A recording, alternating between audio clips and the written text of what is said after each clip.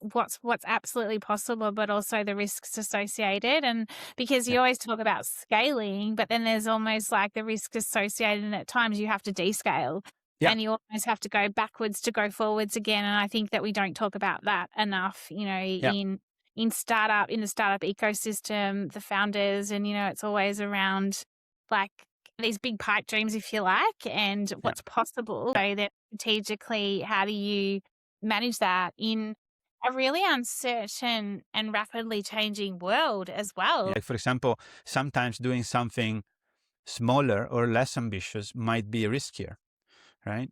Because the better strategy would be to be more ambitious, and you would get better talent, and you would get more funding, and you would be like, you actually have a higher probability of success that way rather than the other way around. So yeah, this view of like not only what's the potential of something, but like what's the risk, what's the probability that it happens. It's why valuation is very interesting for me. And so I do think like if you understand like a few core principles, it helps a lot in figuring out what matters for funding, for strategy, and for valuation. So the core understanding is that what we were talking about before, that valuation is a combination of risk and return, Yes. right? And so like when people go and try to estimate their valuation, and when they try to go and negotiate it, then the feedback that they get needs to be seen under those lights, right? So maybe, and it could be that the company has not enough traction, but it could also be that you haven't communicated the proposition well enough to make people understand what's the actual level of risk of the company, right? So it's